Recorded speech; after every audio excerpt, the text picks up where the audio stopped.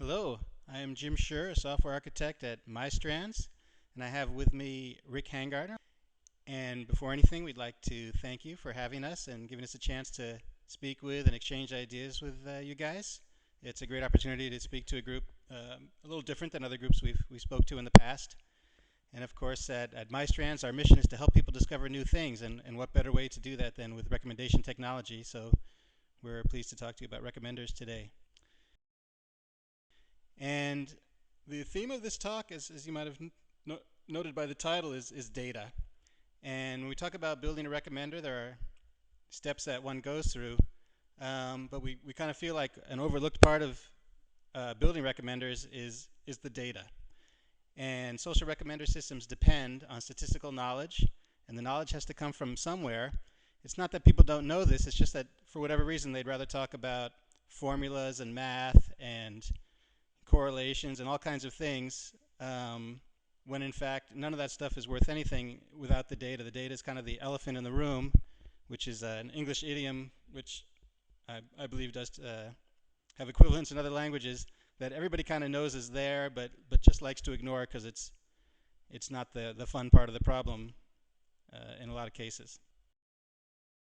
So we thought about applying social recommendation technology to technology enhanced learning, so we could give you this talk, and we started thinking about why have recommenders been successful so far, or where have they been successful, and really the most successful use of recommendations so far is with mainstream popular culture, movies with Netflix, music, sites like ours, Amazon with their consumer goods, popular consumer goods, and we realize that's kind of the low-hanging fruit because there's tons and tons of data out there. It's easy to identify the data and acquire it. And that's why up to now it's been easy to kind of ignore what we call the data problem. So applying social recommendation technology, we feel, to technology-enhanced learning, data is going to be more of an issue because it's not the standard kind of thing people have been using recommenders for up till now. So just a brief look at kind of how social recommenders are built, and this is a real high level view, but it kind of makes the point. The first thing you do is you got to get data. Again, the theme of this talk.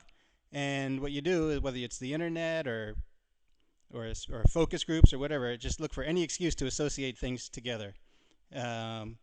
We do a lot with music, so of course we find playlists out on the internet, or people make playlists at our site, and that's an excuse to put two artists together or two songs together. We see what people play, we see how they rate things. You can also look at metadata. Two things are in the same genre. That's an excuse to link them together. You can look at people's MySpace pages. You can read blogs. You can look at Wikipedia and see that different artists used to play with each other and whatnot. Any excuse to put items together. And that's the first thing you got to do. You got to get that data that tells you what goes together.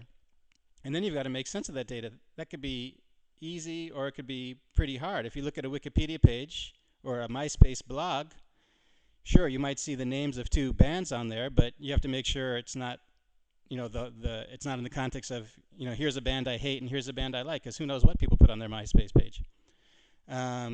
So there could be some natural language processing, or it could be easy if you just look at well-structured playlists, which are out there, then you know exactly what you're looking at. But even then, surprisingly, it can be difficult because there's no absolute standard for how songs or artists are labeled. You might have a song by Bruce Springsteen, but someone else might have that same song by Bruce Springsteen and the E Street Band, and it's kind of your job to know that that's really the same song. And so after you've made sense of the data, you need to analyze the data. And this is the part up to now we feel that most people have been focusing on, and still where most people continue to talk about. And by analyze the data, we just mean, you throw math at it, and you get all these complicated formulas and, different ways of combining the behavioral data and the metadata, and, twiddling knobs and until you get results you like. And that's difficult, but the steps for doing that are relatively well known. And there's plenty of papers, and in fact, hate to say it, but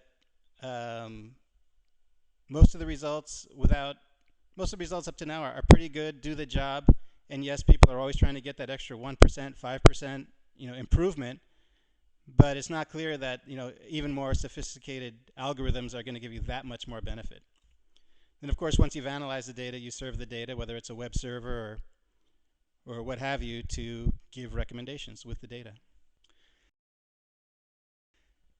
So we really believe we need to move beyond this assumption that the data is already there. A lot of people talk about, well, can you build me a recommender for this? Can you build me a recommender for that? And we always say yes, because we like to say integers in, integers out, by which we mean our core recommendation technology is content agnostic, in that the recommender itself doesn't really care what it's recommending. As long as you have things that go together, and we can see enough examples of those, we can make good recommendations. But then we always have to say in the end, assuming we have the data. And that's not always a great assumption, especially when you start moving into domains that are not, mass market, mass media, high consumption items. So, analysis, personalization, those things are important, but we kind of already know how to do that. And in the end, the only way we're going to get good results across many different and many interesting but not mainstream domains is to get data. So we really feel like it's time to refocus efforts, especially in domains like you may be facing, on the data problem. And with that, I'm going to hand it over to Rick, who's going to get more into the details of the data problem.